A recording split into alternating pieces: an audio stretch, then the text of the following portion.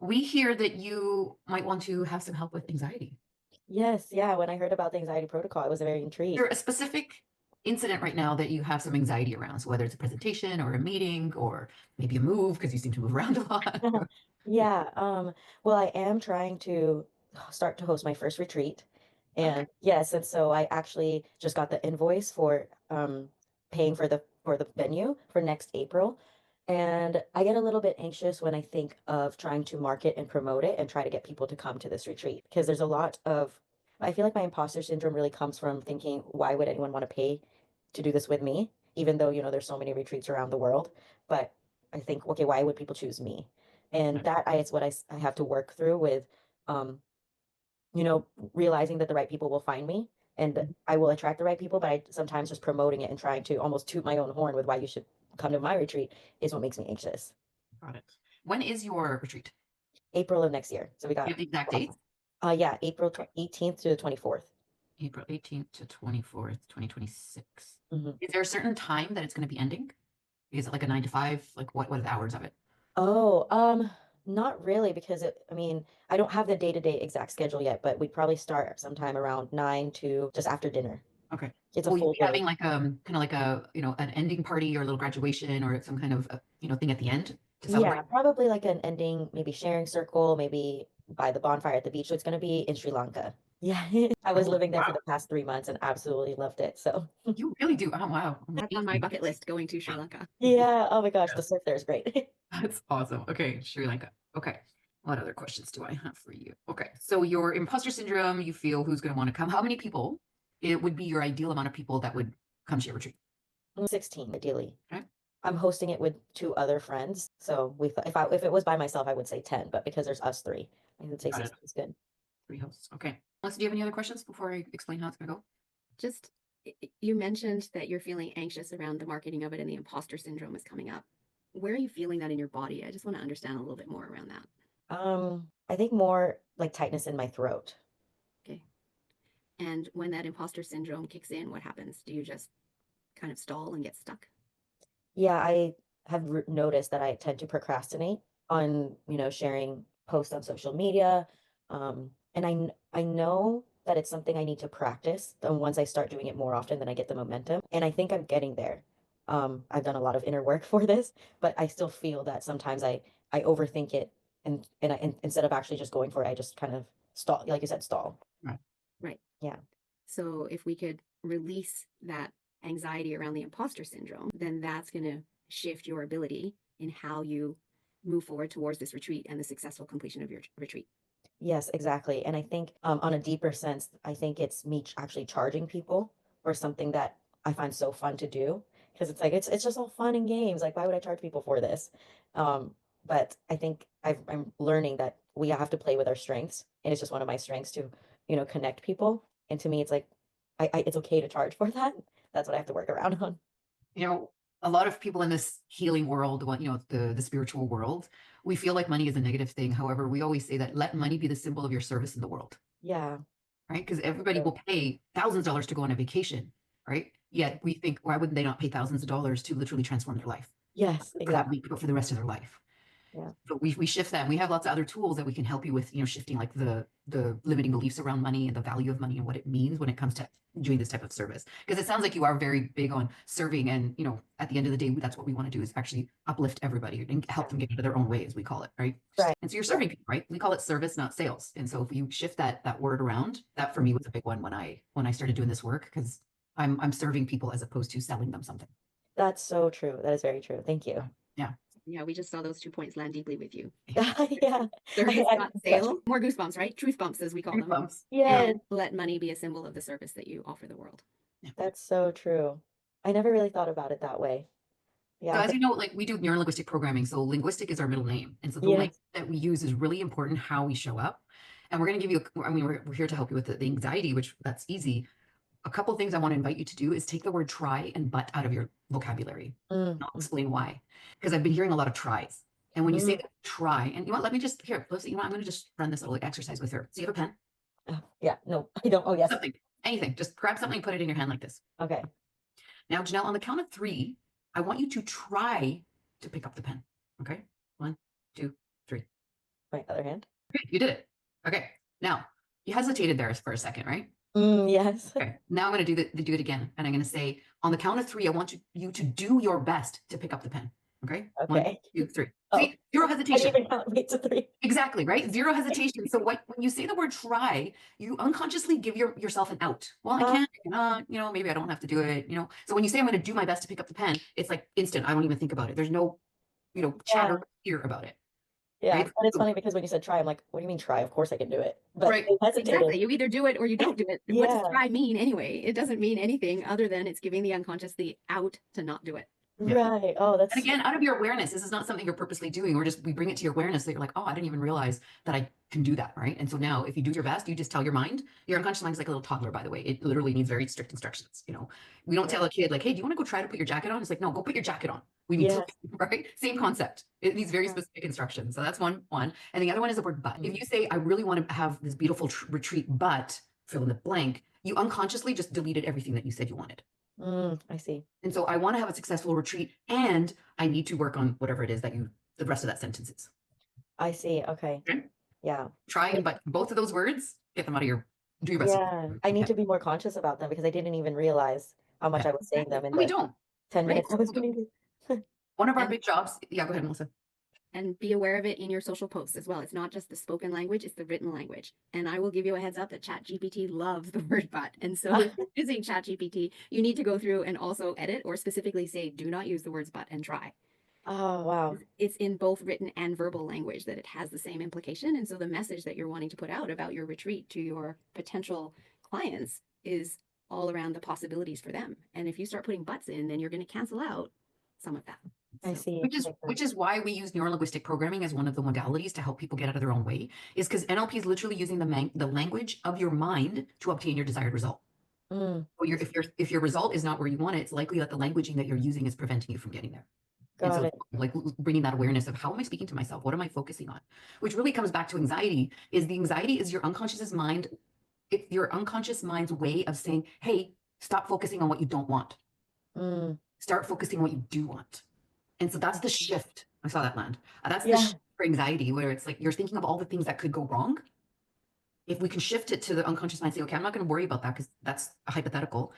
I'm going to focus on what I do want to do and what I need to do and the success of it, which is basically what this whole anxiety protocol is based on.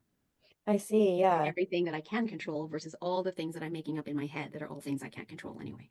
Right. Yeah. Yeah. That's such an interesting way you put that because we all kind of understand what anxiety is, like worrying about things you can't control, like you said, Melissa, but using it it's almost like a little radar, like, oh, this feeling, you should focus on something else. Billy loves to call it, police days, the rumble strips on the side of the road, right? When you hit the rumble strip, it's like, oh, I'm getting out of my lane. I got to get back in my lane.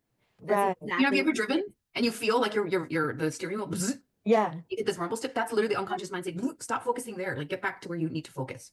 Right. Instead of thinking it as like oh, I'm an anxious person and like identifying with it, it's just like a radar, a trigger point of like move something else.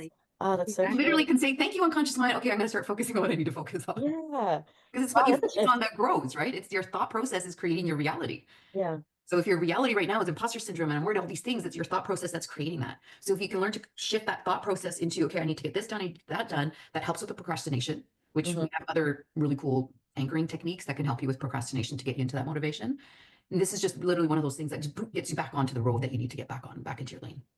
Gotcha. Wow. Okay. And to your point about I'm an anxious person and taking it on as our identity, that's because there's so much talk about it in society in these days, right? And it becomes part of our programming.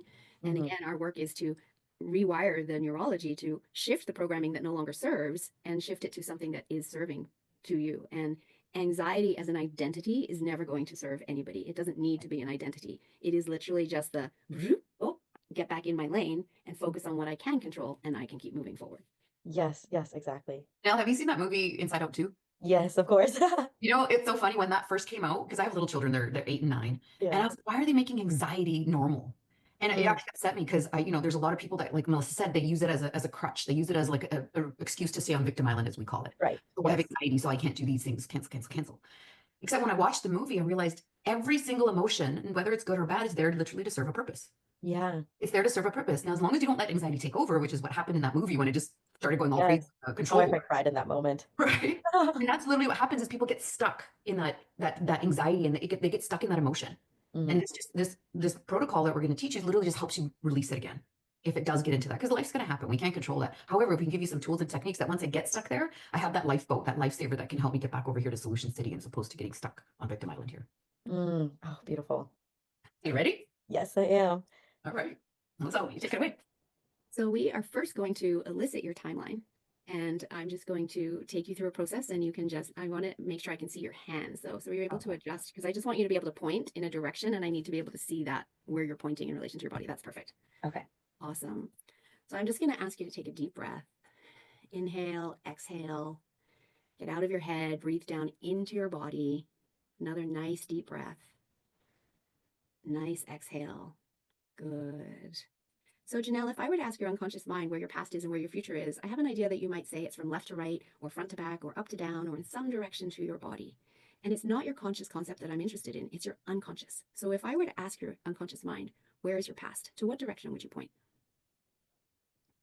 Behind you. Good. And your future? What direction would you point if I asked your unconscious mind where your future is? To the front. Okay. Perfect. So now would you bring to mind the directions that you pointed to? Do you notice that they imply a line? Yeah. Perfect. Now, when I say a line, I don't mean to imply only visual because in a moment I'm going to ask you to float up above that line. And by float, I also mean as sounds floating in the wind or floating in the bathtub or visually. However you float above your timeline is perfect. So can you just float up above your timeline? Up above your timeline. Good. Make sure you are looking through your own eyes. And now, remaining above your timeline, just float back into the past. Good. Are you there? Yep. Yeah. Good.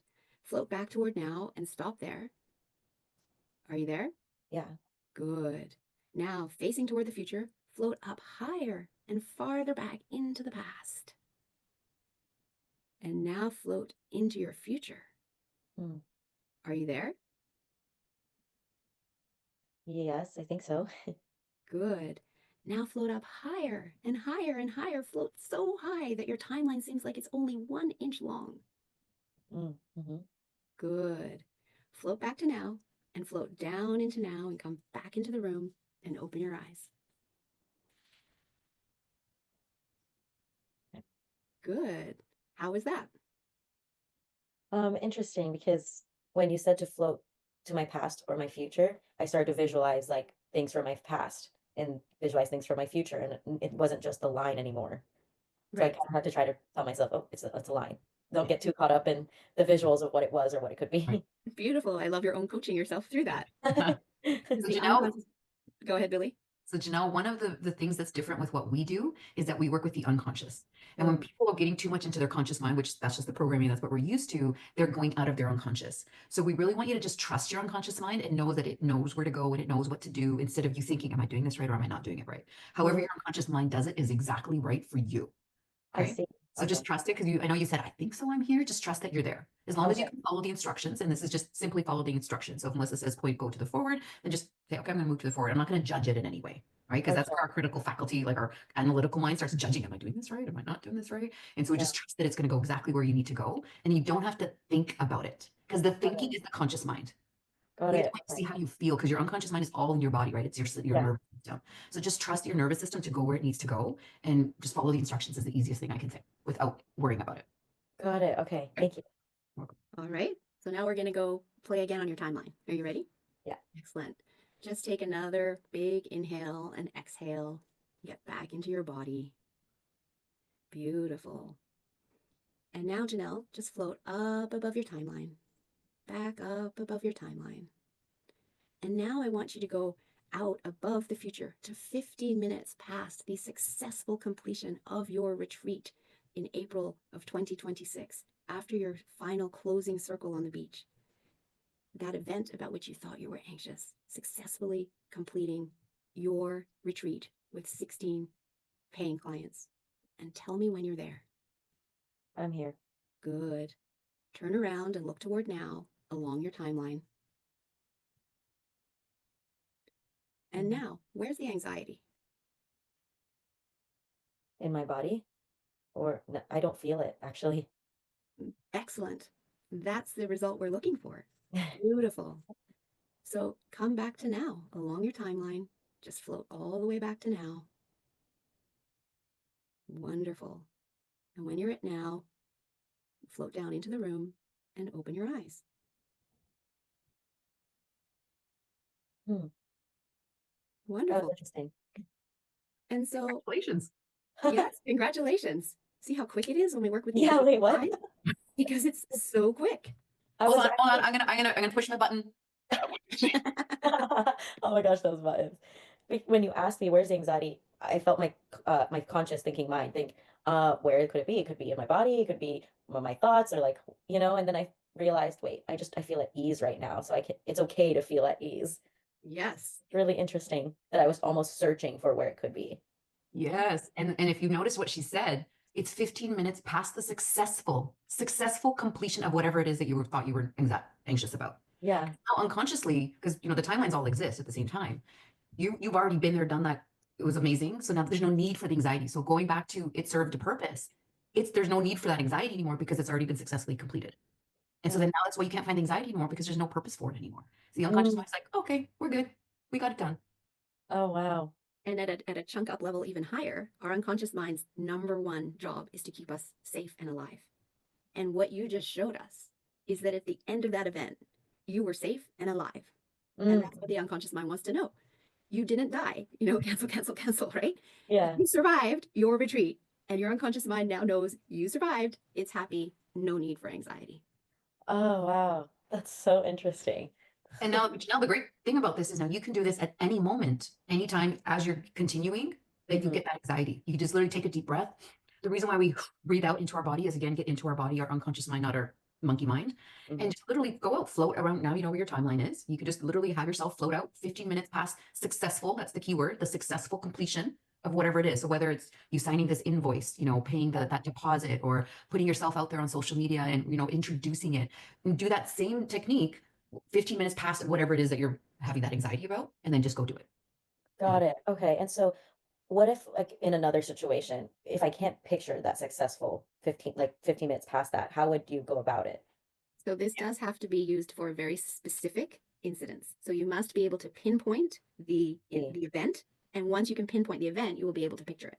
Because even if you're imagining it, because it hasn't happened yet, right? You're going to imagine it as long as you have a specific event. If you say, I'm anxious about life, well, you can't picture that. It's too big. This technique isn't going to work. We have to go, okay, what's the biggest thing in your life right now that you're anxious about? Let's focus on that. Got And it. this technique is part of the bigger modality called timeline therapy that we teach. And that deals with like the big major negative emotions like anger, fear, sadness, hurt, guilt, rage, shame, or some big limiting beliefs that you have that I'm not safe in the world, or I'm not powerful, I'm not worthy. So we could do those techniques for those kind of more bigger, overall like bigger, issues that you're having. This one is specifically for specific events. That's why it's quick. And this one can be used as needed, right? Really, really use as needed. Yeah. And, for the timeline therapy, we suggest doing that once a month just to kind of keep those things clear because it goes to the root cause of first time you ever felt anger or shame or guilt, and then it releases all the emotions connected to it. So it's a very, very powerful technique. Oh, interesting. Yeah. Thank you so much. That was a very interesting experience, very enlightening. And I appreciate you guys doing this for me too. It was a good experience, great experience. Thank you so much. Congratulations Oh, for I love working with that. your unconscious mind. Yes. Hey, Thank you. You guys have a good day. Awesome. Thank